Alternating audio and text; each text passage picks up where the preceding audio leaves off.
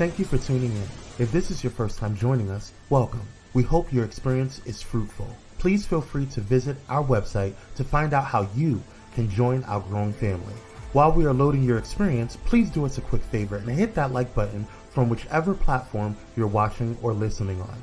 Also, share so others may enjoy as well.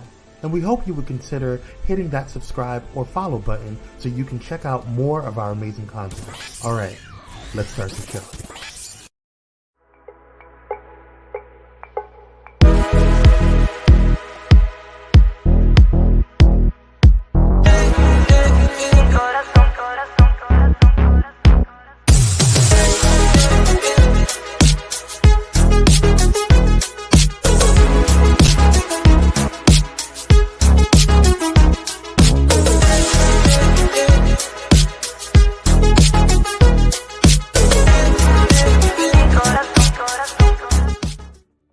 What's going on, Mavericks? We are back with another episode of The Unusual Mavericks. I'm your host, Kwame, joined by the Blackalicious, the bearded one himself, Just Dominic. Hello, everybody. It's so good to be back for another week of comic book discussions. Yes. Hey, Michaela, how you doing, little sis? Michaela. Thank you for joining. Hey. We had some scheduling difficulties with our guest today, Ken Kokroa. So we will try to reschedule him for another time. Hey, Dr. Holt, thank you for joining. Appreciate you. Dr. Holt. So I had a good day today. Started year 20 in education. Yes, come on, 20 years in education. All right, congratulations. What a career. That's what I'm talking about. Helping the youth. That's what I'm talking about. Hey, Sister Michelle, how are you, Queen? Thank you for joining. Appreciate you. Yes. Sister Michelle. Gather around, everyone. Yes. Let's go ahead and get some stuff in here. Listen, As y'all. everybody comes in. Yeah, as everybody's coming to, this is going to be a little bit of a different episode today. We're going to be kind of really focusing. Hold on. Oh, I was like, what was playing? I was like, what is this noise? The music underneath? Yeah, I was like, all right, that's better music. No, everybody, please like and share. Please tell everybody that we're on. This is going to be a really good discussion today. Yes, we have a couple of things that came out of Comic-Con. We got some news from DC and Marvel. So we're going to kind of focus it on the Maverick alert today and kind of go into expansive discussions. And so I just grabbed some articles, I grabbed some things. We're going to talk about it and deep dive into it. So without further ado, let's get into, what is it, Dominic? The Maverick alert. Yes.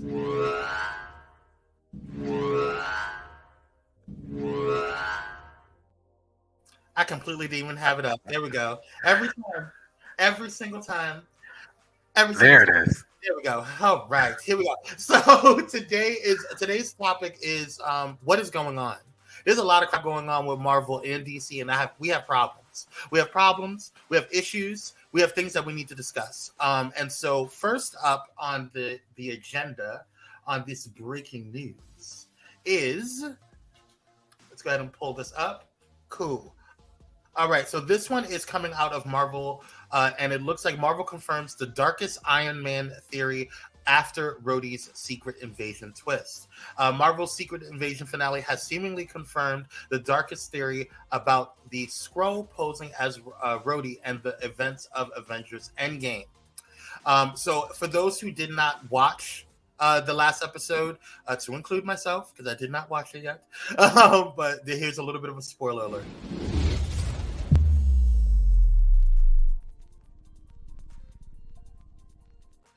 All right, so just letting you know, just wanted to let you know out there that there's a bit of a spoiler. So there has been a reveal revolving around Rhodey, and so it confirms some theories that they had revolving around Rhodey, and so it's kind of being confirmed that the primary point of the curiosity became exactly when War Machine was replaced. Now, Secret Invasion Episode 6 has seemingly confirmed the tragic truth and its major implications. As seen in Secret Invasion Episode 4, it was officially confirmed that Rhodey was indeed a Skrull, having maneuvered into a position within the White House as an advisor to U.S. President Britain, who is played by Dermot Mulroney. As such, it was this Skrull imposter's motivate. Hold on, I can't do this with this music. Thanks. Distracting for you. It's hilarious. Very distracting. As such, it was this Skrull imposter's job to help motivate conflict between the U.S. and Russia in a bid to incite all-out nuclear war to help Skrulls and humanity and claim Earth as their own. However, Secret Invasion's finale episode has seemingly confirmed just how long the real Rhodey has been out of commission in the MCU. So, Secret Invasion strongly suggests Rhodey was replaced after Civil War. That is what they're saying and what they're thinking. Now, here's my thing. I have an issue, and this kind of leads into the next topic, which is actual Secret War and all of the issues that people have been having with it. And also, Marvel Studios includes a sneaky kind of X-Men symbol in the new MCU show. But here's the thing. The issue with Secret Wars, Secret Invasion, is that, and we talked about it on the podcast, which is going to be releasing soon. It was supposed to release last week, but it's going to be releasing this week. We talked about it about episode 1. This feels like a Nick Fury adventure. It doesn't feel like a Secret Invasion storyline. No. It doesn't feel like it is. We're talking about the things that are supposed to be going on within the storyline and the arc of Secret Invasion. It does not feel like we are getting all of the things and the elements that are supposed to bring about the actual storyline of Secret Invasion from the comics. Yeah. It feels like the adventures of Nick Fury, which is fine, but that's what we need to just damn call it. We don't need to call it Secret Invasion if it's not going to be about all of the things, all of the characters that are supposed to be in Secret Invasion and how that storyline actually unfolds. And it feels as if Nick Fury and or it feels as if Marvel has just kind of dropped the ball on this one. The ratings are the critics are actually talking about it. The public is talking about it. Fans in a negative way, yeah. Very negative way about this. And not to say anything, this is not slighting Samuel L. Jackson at all. This is not saying anything negative about him as an actor. He does a phenomenal job as Nick Fury. I want him to stay as Nick Fury. I think he is brilliant as Nick Fury. However, this series didn't even, to me, bring up a feel of who truly Nick Fury is, because we got no shield, we got no sword, we got no in the end, yes. See, I've seen all 6 episodes, so I won't spoil it for anyone, but as a series finale, season 1, I don't know if they're gonna do a season 2. God, I hope they don't. But as a season 1, I've seen all 6 episodes. And as you said, the retelling of the story of Secret Invasions, if I could give it a grade, F being obviously the worst, A being the best, this would be a D-. Yeah. And the only thing that saves it from an F is Samuel L. Jackson. I saw the conclusion. I saw how they're leading into the Marvels, that movie. And it really was there was no post-credit scene, not that I saw. It was just talk about them going and on to the next film. So it's clearly going to pick up the Marvels where this left off. And it was so lackluster. Disney Plus has reported record-breaking people unsubscribing to Disney Plus. They're not impressed. They're not interested. I'm talking about by the millions. Folks are not impressed with Disney Plus. So as you said, critics have slammed it overall. I don't know what the overall ratings has been outside of hearing that overall for Disney Plus it hasn't been good. Period. It has been good.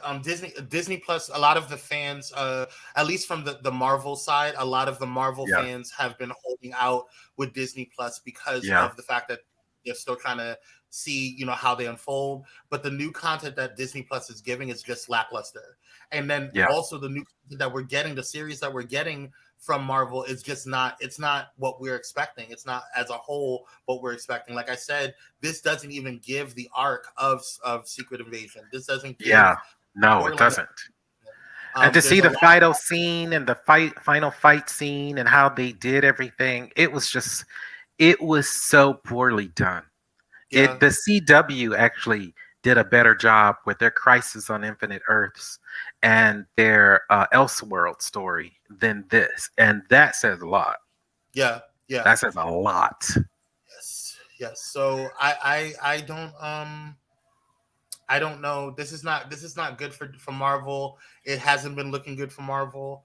And Well, I'm it adds to the rumors, right? Where Disney Iger is looking at selling off different pieces of Disney because he's having such a hard time, including the app. People don't realize that Disney Plus itself may go away. I mean I wouldn't be upset about that. No, and they're I mean, talking about just putting everything on ABC. yeah, it's gonna hurt Marvel definitely for sure because they won't have a location or a centralized location And for all. Star Wars, yes. Yeah, and I think that that's really at this point because Marvel is used to be the contender, the reason why people even got Disney Plus, but now Star Wars is really taking on. But Star Wars can be put anywhere. Yeah, but again, according to Bob Iger, that even Star Wars has not made enough money to really sustain itself. So every single franchise that Disney owns from Marvel, as they said, Pixar, Freeform, ABC, all the different franchises that Disney owns, all of them are in jeopardy of being sold off. And just imagine if Marvel is sold off to Apple. Yeah. Because that very well could happen. If that's the case, trust and believe the whole look in Marvel, the whole feel of Marvel is about to change if that happens. Yeah. Now I don't know if that would be a bad thing because because Apple's they're rated R, they're very rated R, as you know. So the content yeah. with Marvel may improve on that side. Right, You know, but Disney also, is very family friendly. right, but also the aesthetics. Correct. Yes. I think it would Would be get darker, more grittier. Yeah. it would enhance. It would. So I don't know. We'll see how that goes. But good luck to Marvel right now because I'm not satisfied with what's going on. I'm not happy with what what they're producing, and it's just not. They need something. $40 billion in debt is a lot, and they right now is as wonderful as they did in phase 1, 2, and 3. Those wonderful, wonderful phases. It's very sad to see them struggling now. What's frustrating? I watch Marvel because it's not rated R. Yeah, right. I mean, and that's one of the things about that was one of their talking points, Michelle, about why people were picking Marvel over DC. Because, but at the same time, DC Dark did very well. Right. What I was gonna say is that at the same time, like the whole purpose, because you had the kids being able to look at it, so you had a family's going. Right. You had a bigger demographic. So, but at the same time, one of the major, like you just said, one of the major reasons why DC did so well is because they had a darker edge. It appealed to adult nerds. It appealed to they had more range when it came to the story.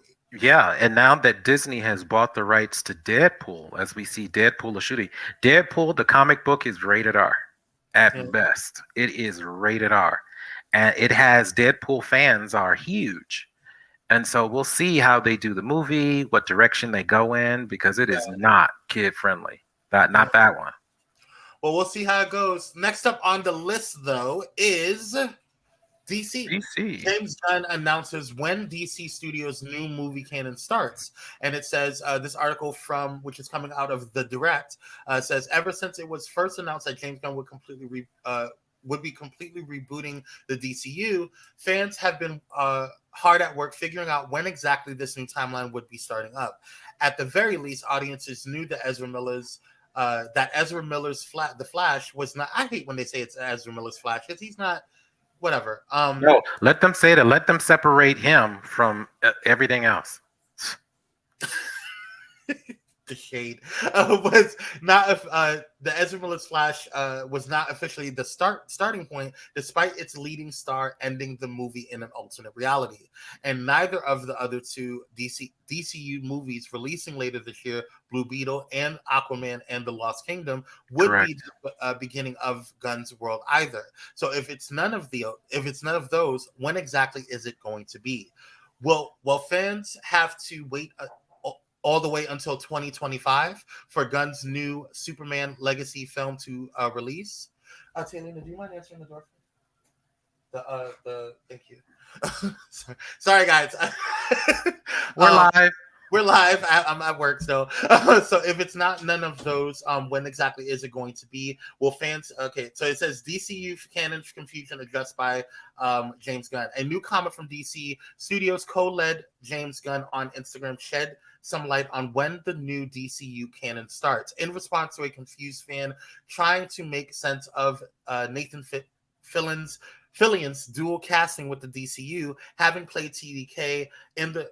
This is all confusing. Okay, there we go. Gunn attempted to clear things up by stating that DC Studios movies and canon start with legacy. This means that any project on the movie side of the equation that premieres before Superman is not canon to the new DCU. Sadly, while this is a technically a clarification, it does make sense. It does make things even more confusing, because when is Legacy coming out? They're going to start filming that, they said, in January if the strike is resolved. By then, they are ready and set to go to start filming in just a few months. But it won't premiere until the next year. But here's my issue with fans. Because you know that there's a whole behind strike going on right now. Right. Which is delaying everything. Which is delaying literally everything. And so you pressuring DC and Marvel on when the next couple of content is coming out. They don't know. If it hasn't been put in post yet, they don't know when it's coming out. Look at what Marvel is doing with the stuff that has been released. They're talking about delays for the Marvels. Right. That's set to come out in November of this year, but it may not, because with the strike, they're going to try to stretch out things through the time until they get the new work going again. So it makes a lot of sense to do that. Instead of just bam, bam, bam, and then you got a year when nothing comes out, they're going to stretch it out. What is going on? And DC is doing the same thing. DC just released a new animated movie where Batman, Superman, and Wonder Woman and the Justice League are lost in time. Of course, this is a beautiful film. It's a 2-part film. It's really good. It's on HBO Max or Max. Sorry, it's on Max now, and it's really, really well done. It's the animation is extremely well done. And so that was something that I just happened to stumble across. And I thought, oh, this is really dope. So we're going to have a lot of Elseworlds properties that are going to come up. Say hi to everybody. So it's ridiculous. Say hi. That's my assistant. One of my assistants. Anywho, yeah. So hey Walt, what's going on? What did he say? Walt be in the house. He says, I need them to take their time and make it right, though. I know that's right. Let them do that. That's fine with me. But listen, here's my issue. So it's twofold for me. It's like a double-edged sword, Dominic. First of all, I'm going to keep this up. That's very true. I want to make sure that they do it right, regardless if it's DC. She's very pretty, Elder Kwame. Thank you. Thank you. Yes. We have pretty people over here at Pyro Media. That's just, yes, we do. Anyway, no flops here. Right. So, Dominic. So my whole reasoning behind everything is why I feel the way I feel is that on one hand, yes, we understand that there's going to be delays because of the delays of the writer's strike and the SAG strike or whatever. Okay, fine. But at the same time, the fans are sitting there saying, well, we want more content. We want more content. This would have been all well and done if Marvel wasn't greedy. And I'm blaming this on Marvel. Here's why. Ooh. Because y'all know I'm a Marvel fan. I have been Marvel. We're both Marvel fans. Yeah. But I lean more towards Marvel for me personally. I've admitted that. But I love DC, everything or whatever. I started out with DC, but Marvel is where I'm at. However, I blame Marvel for this because they started out with such a powerful bang, bringing in this beautiful universe, creating and building and bringing this arc together. But the problem I had with it is that they got greedy. You focus so much on the app, but you didn't focus on putting funds towards new production. You focused on making sure that you got all of the licensing, which is great because now you own all the rights to the characters. But then you chose to be greedy and not work with licensing when you needed it. Because I would love for DC and Marvel to actually do a DC Marvel collab. That would be super dope. That would be super dope. And both companies would not have any financial issues anymore. I promise you that. But that's never going to happen because of egos.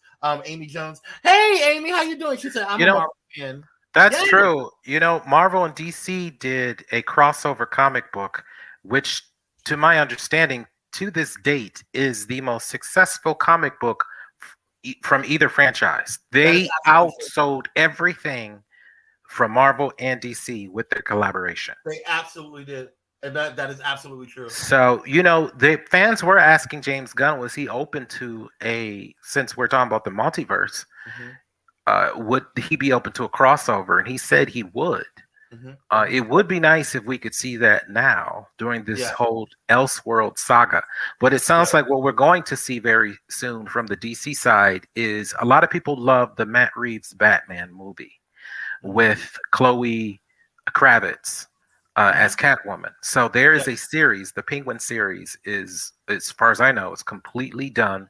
And so that is slated to come out very shortly too. But of course, both franchises are going to pace themselves because there's nothing else in the K. What did I say? You said Chloe, but it's Zoe Kravitz. But Chloe, Zoe. Yeah, but yeah, she did. Cause I think that's the Matt Reeves Batman is really, really it's going to be really popular especially for Gen Z. Gen Z really, really is like loyal to this Batman, that demographic. They have that on lock, so that's great that they're having it. And I'm seeing what James Gunn is doing. He's building this beautiful. Did Brother Dominic say Elseworld? Yes. So that Elseworld. Do you want to break that down for? Yes. So there's the main universe that is about to what we're talking about, the main universe that is going to premiere in 2025 with the main version of Batman, Superman, Wonder Woman, and all the other, top tiers. But then there is within the multiverse, they call it Elseworlds. Correct. So, what else is going out there in the multiverse? It's pretty much what they do. And they do kind of capsulated stories. So, for example, the Matt Reeves Batman is an Elseworlds project. Joaquin Phoenix, the Joker, that $1 billion movie that he did, that is an Elseworlds project. And I think that's done, the one with Lady Gaga and Joaquin Phoenix. So we don't know when that's going to come out, but most likely it will come out next year. So those are Elseworlds projects. Sandman, that's on Netflix. That's an Elseworlds project. It's detached. Deb Lover, hi, welcome to the Neutral Mavericks. Thank you for joining. I'd like to see them bring back Luke Cage, the Punisher, and the rest of those Marvel characters. Now, listen, I agree with you 150% on that. Now, the one that I feel like they need to be specific on those because those cost them a lot of money, but that also was but they gained a lot of money from those, but because that was that was Marvel's connection to Netflix. They burned that bridge when they created Disney Plus. And that's one of the biggest mistakes that I think Marvel did was when they broke their contract with Netflix because they were because now look, DC has a contract with Netflix and they created Sandman, which is I personally think one of the best shows and series that DC has made. Not just DC, even Marvel. I agree. That's arguably true. Yes. Yes, it is. Absolutely. It's like I've never seen anything like it. I have not either. It was really it looked like a very long movie. Yeah. Well, I mean, they had the actual writer and the creator of Sandman working on this series. So when you get that directly from the source material, and unfortunately he passed away late last year. Yeah. So this whole season 2 will be the first thing ever done without the actual creator. So, and then he had a lot to do with the Dead Boy Detective series that's about to come out as well.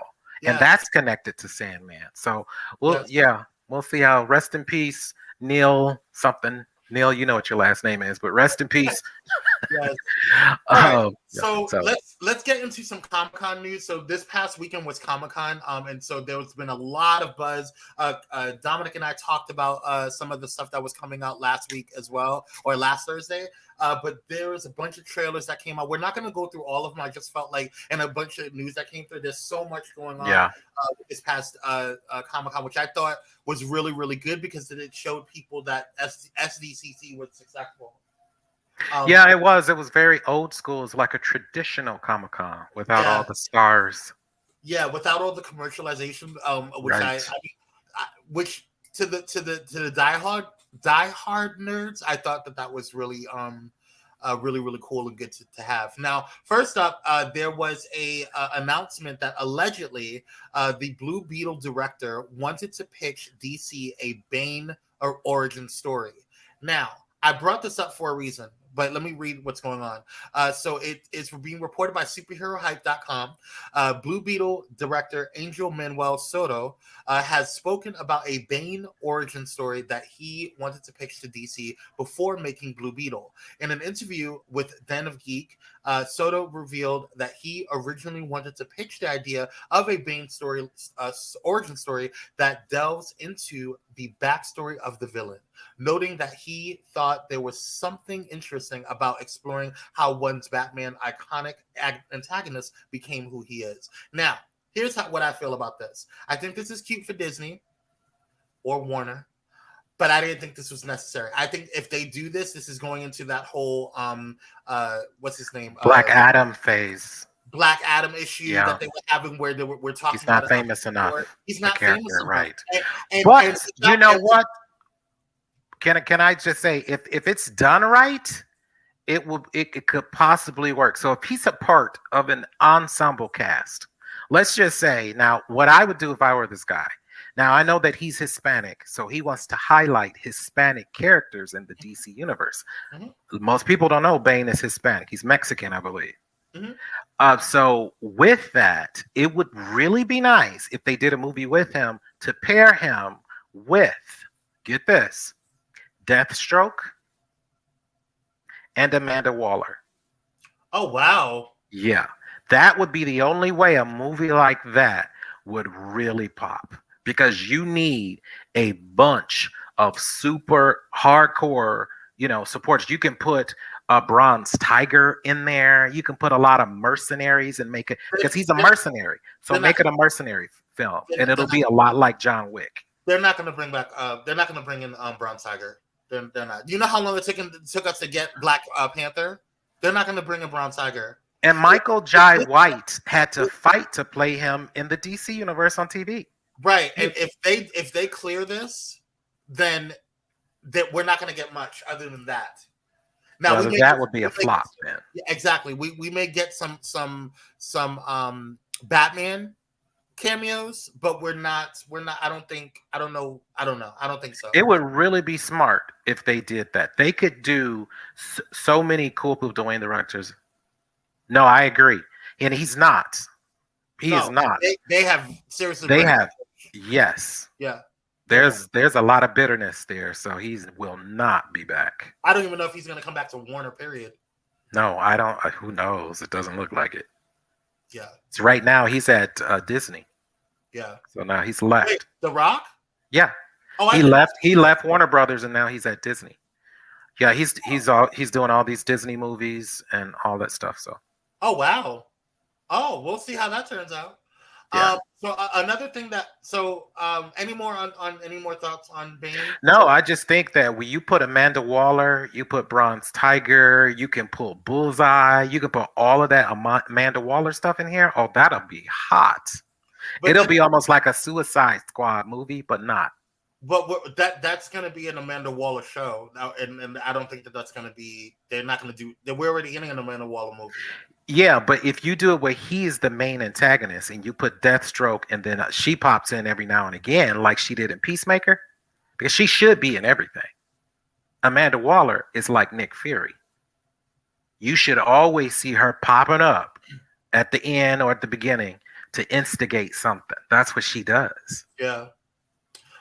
So in addition to this whole Bane origin story that they're pitching this.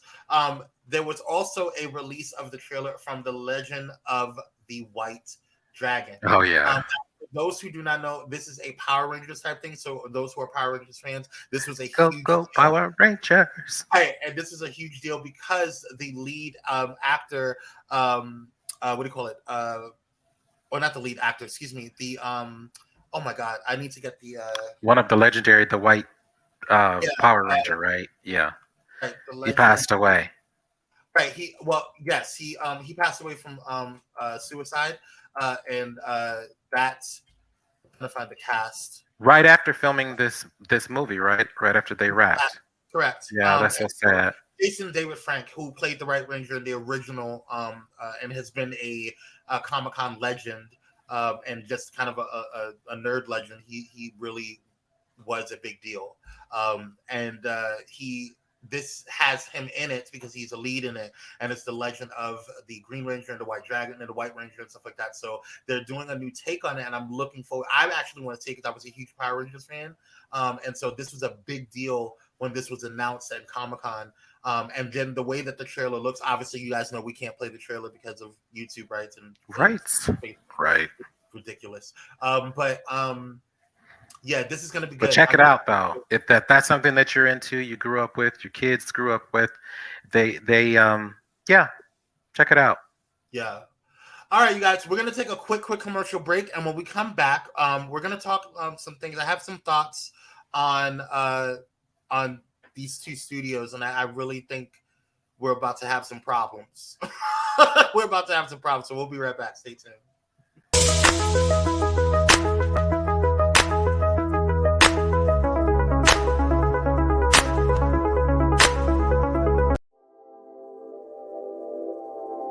This episode is sponsored in part by Bullet and Flight Radio. Get ready to uplift your spirit with Bullet and Flight Radio, the world's leading progressive Christian radio station. Experience the vibrant fusion of gospel house music and a rich medley of inspiration from all musical genres that'll make your heart soar. Join their extraordinary lineup of today's trailblazers, visionaries, and voices that matter, all sharing their stories and wisdom. Stay plugged in around the clock as they broadcast unmissable content 24/7. Your go-to station for all things inspiring. Become a pilot today by visiting bulletandflightradio.com. Bullet and Flight Radio. Your story, our station. Step away from the chaos and noise of your daily life. Experience moments for yourself that are calm, serene, and full of peace. A necessary respite to foster growth within you, because self-care should be luxurious. Luxor Noir.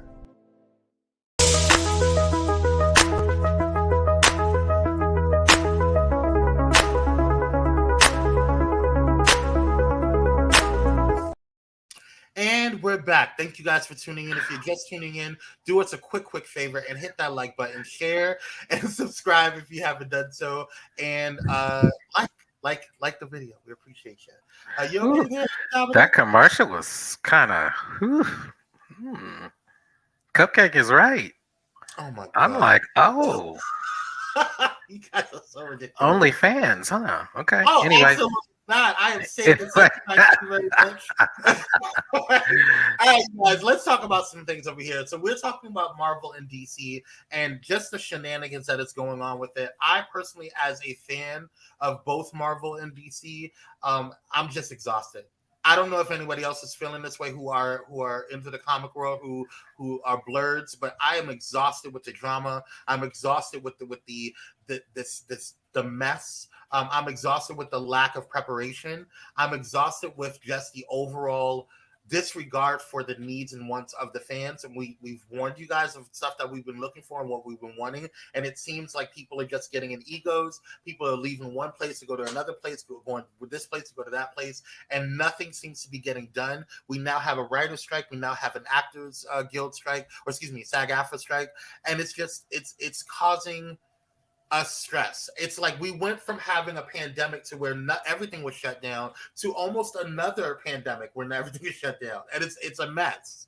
It's a mess, and I really would like it if people who are in the corporate entities of Marvel and the corporate entities of DC to sit down and really think about how they're going to move forward, and really think about how they're going to move forward with the fans' interest in mind, and maybe kind of do some, if you can, do some kind of, polls and tests and testing and have conversations with real fans. Maybe Comic-Con, you should have went to Comic-Con, not just to show what you could have brought, but maybe have a conversation with the fans, the fans that are there, and saying, hey, what do you want to see from us? What would you like for us to do? I think a census would have been really cool. You know what I'm saying? Because now it's just getting to a point where it doesn't feel like you're listening to us at all, and you're doing whatever the bottom line is giving you. And then the stuff that is making you money, you don't invest in. You should have invested in more stuff for Black Panther. You should have invested in more stuff for the Spider-Man multiverse. You should have invested in more stuff for. I would have been cool to see a Namor spinoff. I would have loved to see more black and brown situations. We still haven't gotten our Blade. We were supposed to get Blade. That's chopped. You know what I'm saying? We never, and I don't think we'll ever get a proper Storm review. And what frustrates me is that it's like, y'all, you're only doing this because you know black and brown movies and black and brown led stuff win. It's just, that's the way it is.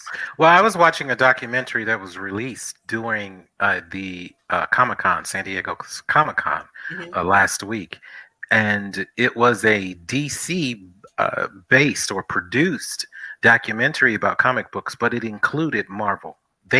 You can't tell DC's story without telling Marvel. You can't tell Marvel's story for sure without telling DC's story, because they are so interconnected. A lot of people don't realize that they share a lot of the same writers, a lot of the same content creators, a lot of your favorite comic book stars on one side were created by the people on the other side. So it is perfectly, they are twins. Yeah. And DC is the oldest. Marvel really came along in the 70s. So you got one in the 30s, I believe, and then one in the 60s, 70s that came along. So these comic book franchises have been around for so long. And the crazy thing this documentary revealed is that it has always been owned and driven by white men. Yeah. And one of my frustrations with the fandom, very white. And they know now that things have shifted, demographics have shifted, and it is the hardest thing in the world for them to really get on board with that. Yeah, absolutely. And one of the things that I get frustrated with the fandom is like, well, DC did this and Marvel did that, and DC did this and Marvel did that. Let me explain something to y'all. There have been so many up and coming, because Marvel did exactly what DC tried to do to them to many other up and coming comic book or companies.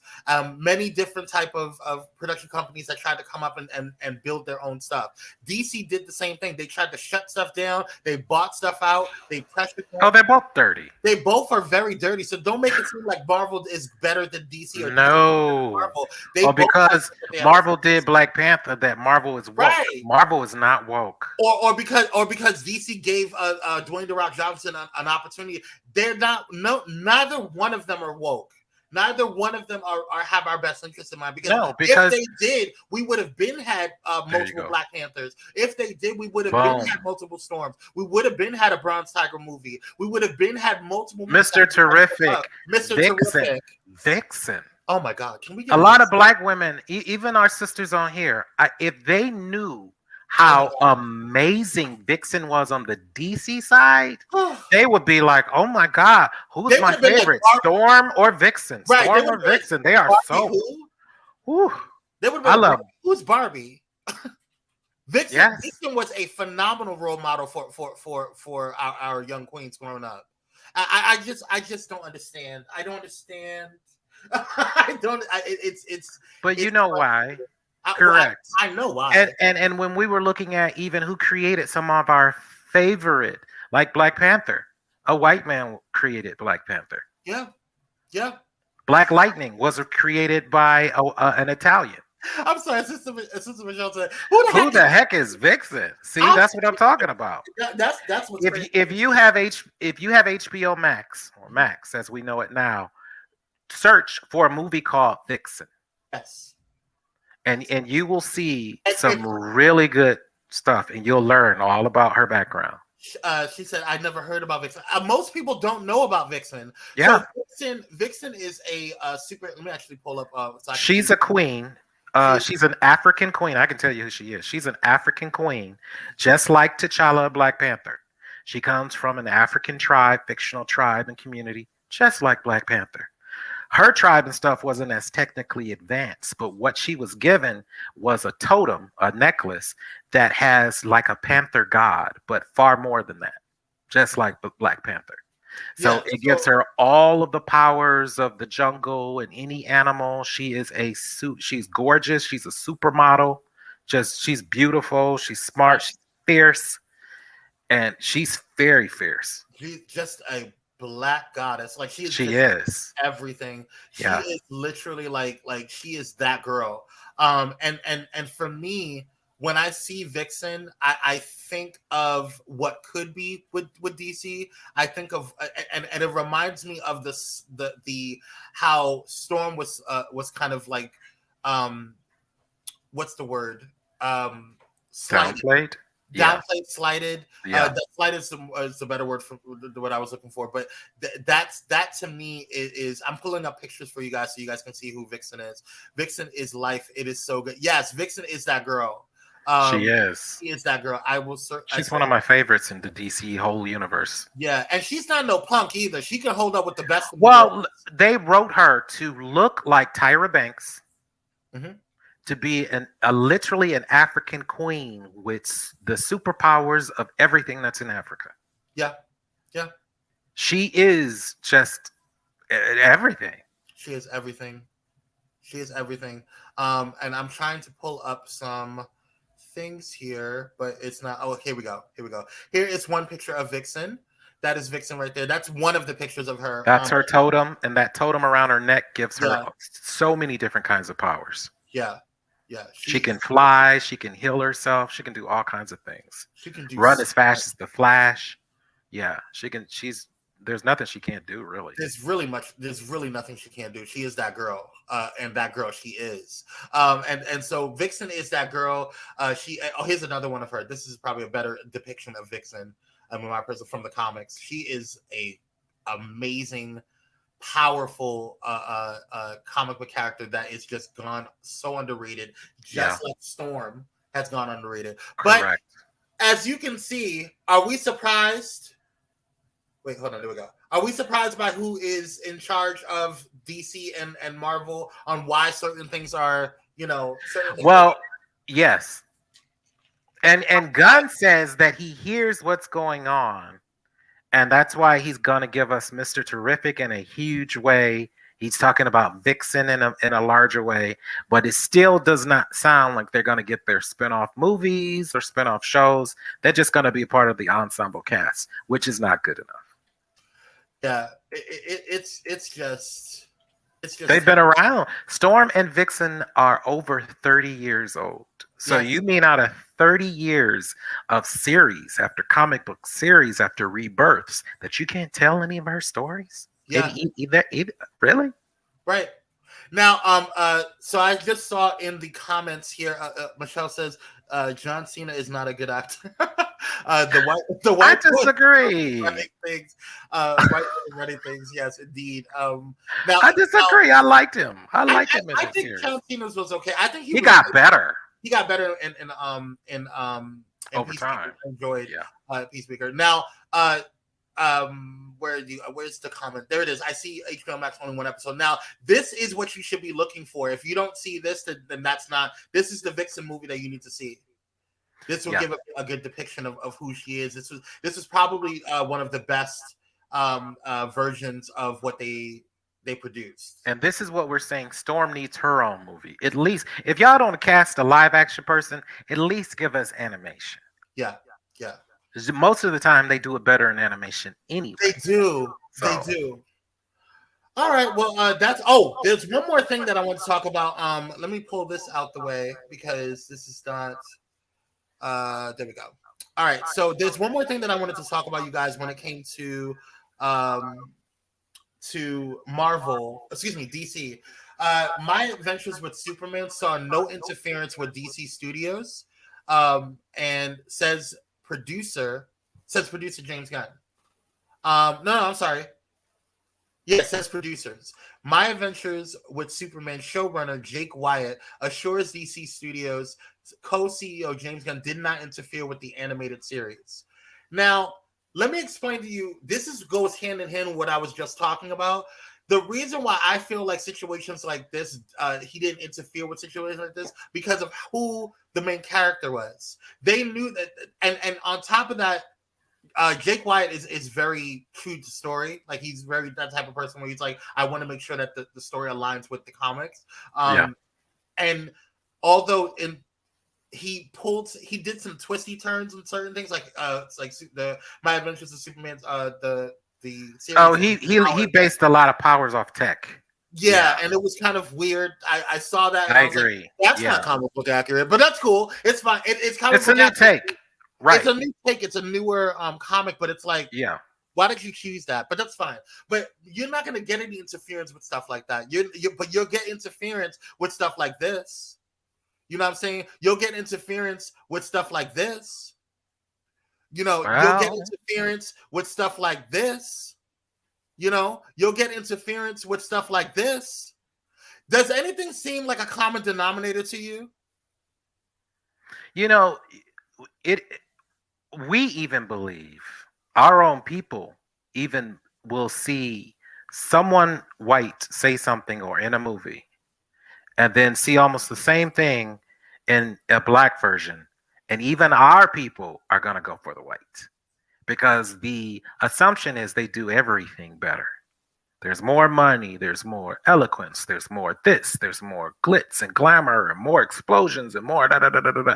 That's a lot of people feel that white brings in more money, even though we have proved more than one time. We proved it with Blade 1, 2, and 3. Yep. We proved it with what else did we prove it with? We proved it with Black Panther. We proved it in even some on the DC side that we can bring in dollars. Yeah. But they're like, oh, that's just a fad. That's a phase. Mm-hmm. There's a sickness there. Yeah. I don't know. It's either sickness or it's sick because they don't like money. Or it's indoctrination. That part too. It's all of that too. Because we'll stop your income because of your situation. That says that there's a ticky boom boom going on. We'll be quick to say, let's go to Abercrombie and Fitch or go to a Gucci or go to some name brand, then go to one of our black owned businesses. Yeah, of course. Of course. It's so sad. Hey Keats, how you doing? Keats. He says, okay, I will look out for we'll look for this. Yeah, definitely check out. I think you'll really enjoy it. Especially you, Sister Michelle. Yeah. I know, Sister Michelle, you will enjoy this. Yeah, you will. You will enjoy this. Ignore the other stuff when it comes to the Flash and Green Arrow. I mean, they're just a part of the storyline because they have to bring Vixen into the Justice League and stuff. Oh, yeah, but she is up front. And her story is primary. They have side stories, so it's still very enjoyable. She's that girl. Yeah. But that's all I got. Dominic, you got anything else? No, unfortunately, just like you said, I really, really, really, really wish that both franchises would really lean more into their black characters. DC has another character that's in Young Justice she has a huge fan base. I didn't even know it. Rocket. Yeah. You know who she is. Mm-hmm. Rocket has a huge fan base. I'm starting to learn more and more about her and her powers and her abilities. She's really well written, very interesting.